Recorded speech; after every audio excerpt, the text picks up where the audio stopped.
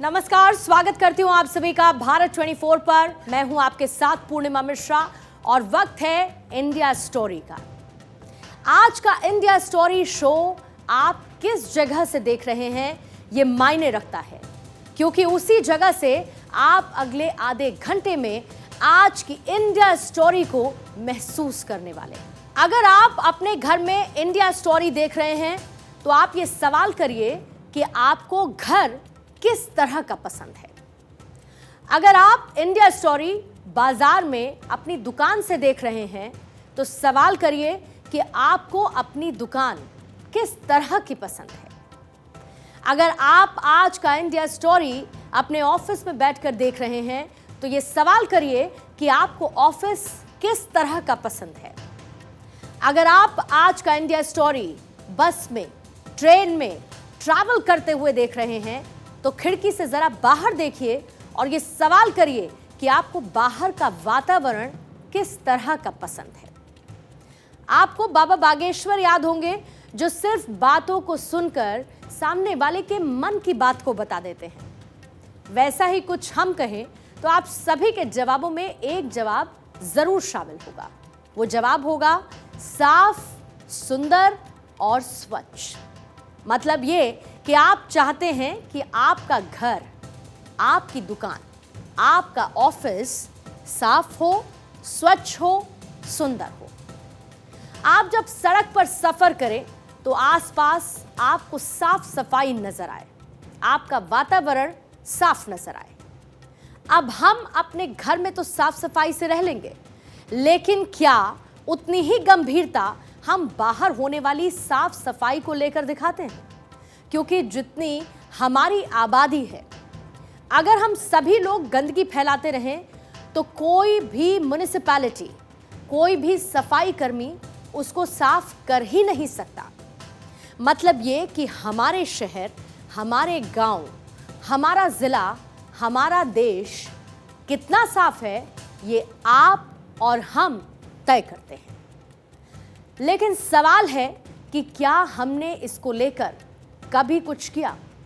यानी कि हमारा इसको लेकर कंट्रीब्यूशन कुछ है क्या?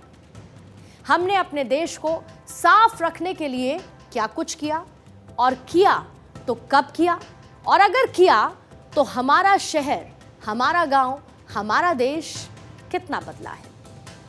यही बदलाव है हमारी आज की कहानी, हमारी आज की इंडिया स्टोरी। 125 करोड़ देशवासी तय करें कि मैं गंदगी नहीं करूंगा। स्वच्छता से सफलता की ओर, टूटी सारी भ्रांति, मोदी लाए स्वच्छता क्रांति। स्वच्छता की व्यवस्था से बदलती अर्थव्यवस्था।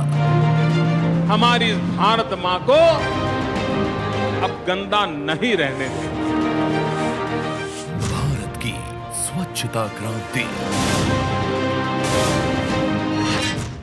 Sanitation, quality use, access and trends, यानी कि स्क्वाड की जनवरी 2019 में छपी एक रिपोर्ट ये बताती है कि भारत में 2014 के बाद से ग्रामीण भारत के कई घरों में शौचालय बनने लगे।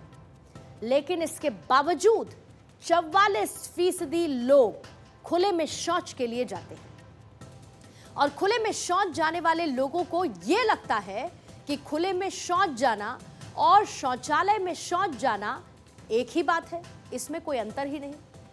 इस सोच की कीमत आप जानते हैं कि कितनी है?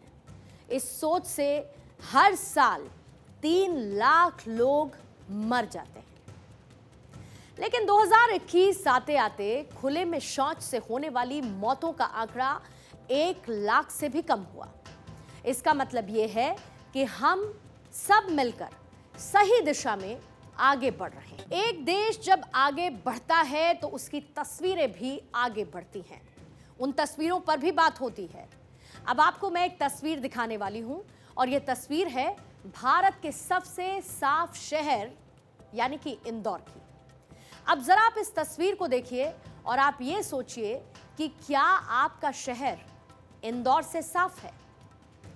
एक साफ शहर से महज सुंदर तस्वीरें सामने नहीं आती, बल्कि वो आपके जीवन में भी बदलाव लेकर आती हैं। और इसे समझने के लिए आपको यूनेस्को की एक रिपोर्ट को जरूर देखना चाहिए, जिसे बनाने के लिए यूनेस्को ने इन सवालों के जवाब ढूंढने की कोशिश की।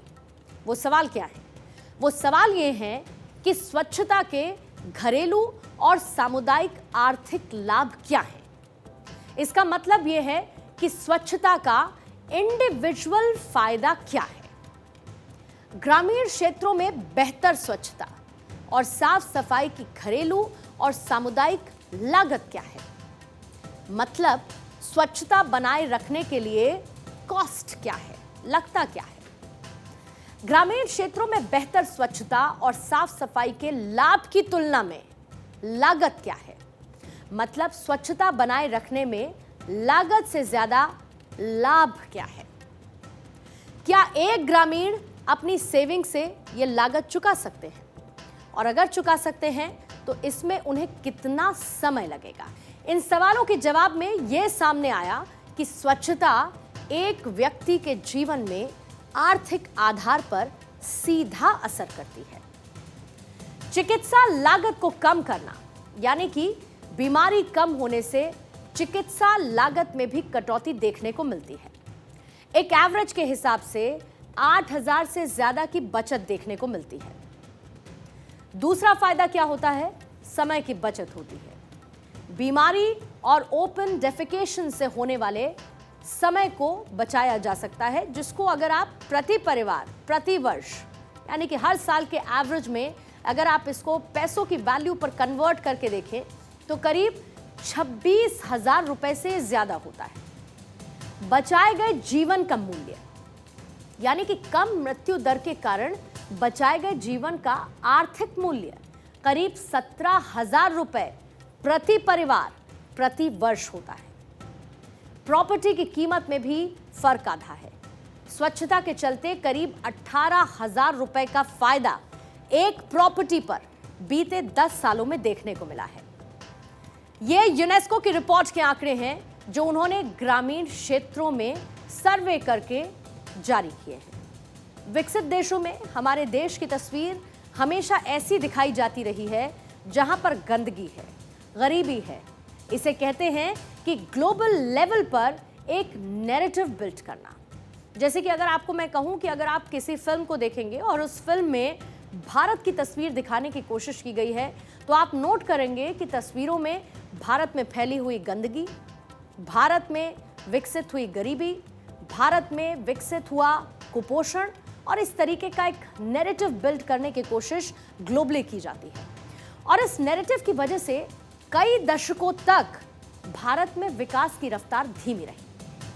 प्रधानमंत्री नरेंद्र मोदी ने साल 2014 में सरकार बनते ही सबसे पहले, आप याद कीजिए, थोड़ा सा रिवीजन कर लीजिए, क्योंकि सबसे पहले स्वच्छता के एजेंडे पर काम किया।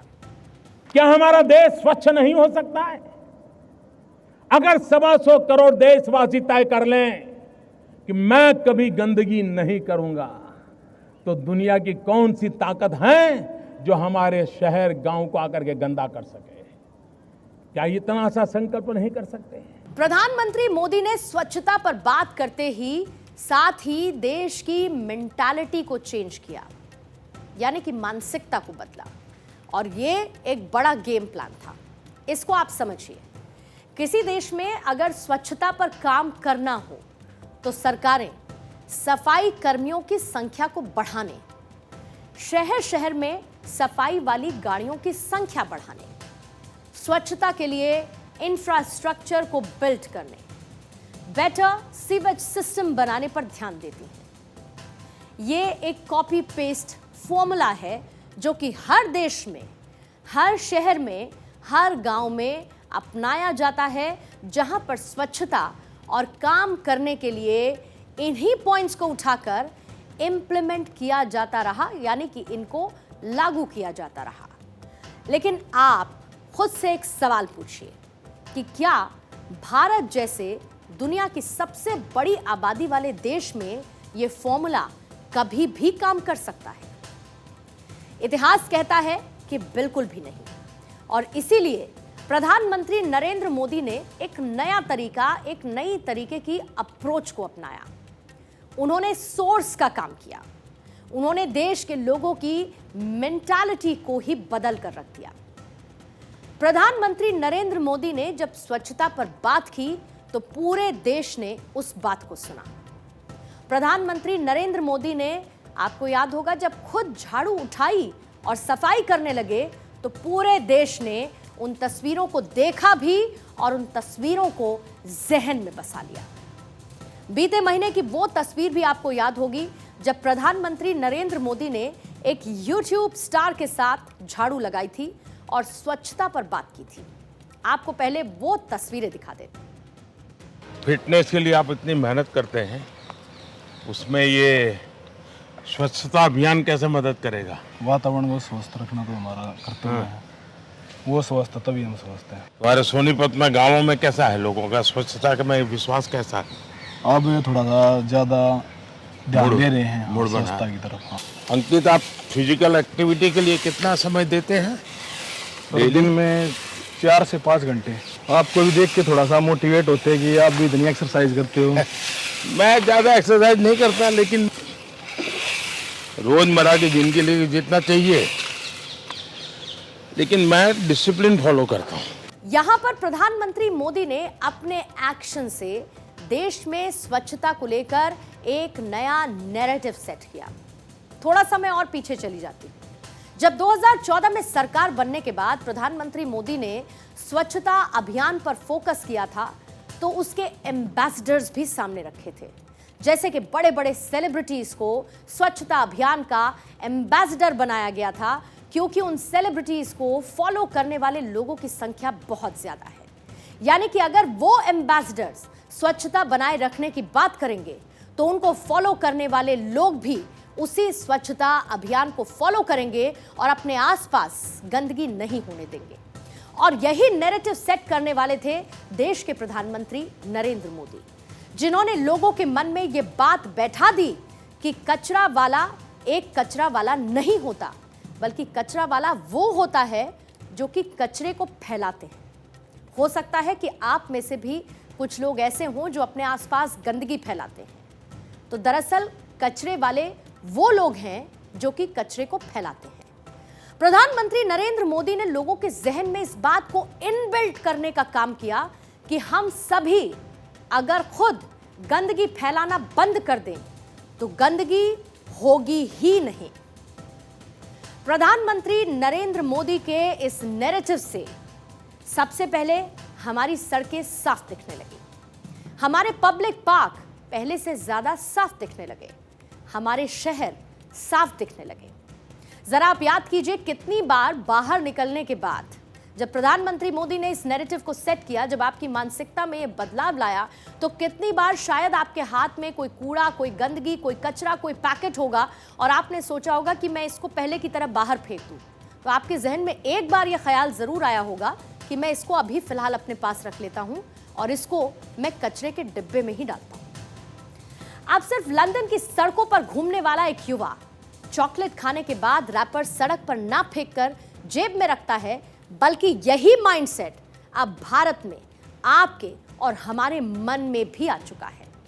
आपने इस बदलाव पर विचार अगर ना किया हो, लेकिन महसूस आप इसे जरूर करते होंगे कि आप जब सड़क पर चिप्स का रैपर फेंकने से पहले भी सोचते होंगे कि ये तो मैं गलत कर रहा हूं। और इसी को कहते हैं देश में किसी एक हैबिट को बदल देना, आपके जहन में इसको इनबिल्ट कर देना। और इसी हैबिट को बदलने का काम किया प्रधानमंत्री नरेंद्र मोदी ने। इस हैबिट को बदलना जरूरी भी था, क्योंकि बिना इस आदत को बदले हम एक विकसित देश बनने की कल्पना से कोसों दूर खड़े हुए नजर आएंगे।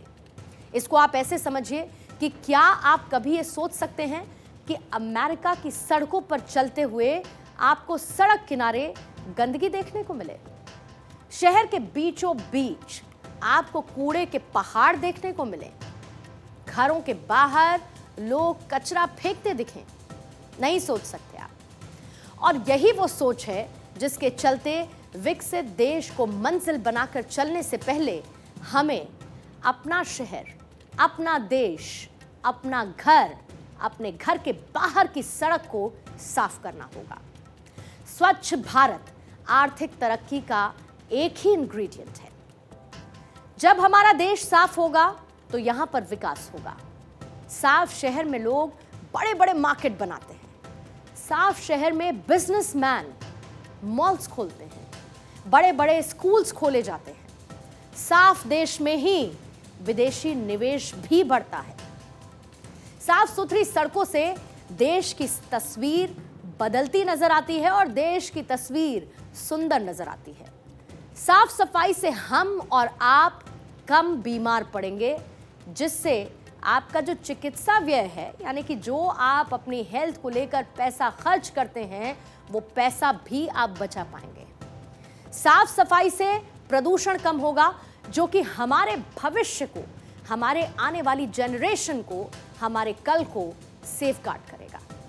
साफ सफाई से हमारी नदियां साफ रहेंगी। आपने एक टर्म सुना होगा, बॉडी डिटॉक्स, यानी कि शरीर को डिटॉक्स करना, साफ कर देना शरीर को, शरीर की सारी गंदगी को निकालकर बाहर कर देना। हमारे देश में भी डिटॉक्स प्रोसेस चल रहा है और हम सब मिलकर अपने देश से सारी गंदगी को निकाल देंगे, जिससे हमारा देश स्वस्थ होगा, तेजी के साथ आगे बढ़ सकेगा और इस नए इंडिया की नई स्टोरी को पूरी दुनिया पढ़ेगी और देखेगी भी। यही है आज की खूबसूरत इंडिया स्टोरी। लेकिन इसी इंडिया स्टोरी को समाप्त करने से पहले आपके जहन में ये ख्याल, ये एक थॉट छोड़े जाती हूं कि आपका इसमें योगदान कितना है और आप इसको कितना बेहतर कर सकते हैं। बहुत बहुत शुक्रिया आप सभी का हमारे साथ आज की इंडिया स्टोरी में शामिल होने के लिए। नमस्कार और आप बने रहिए भारत 24 के साथ।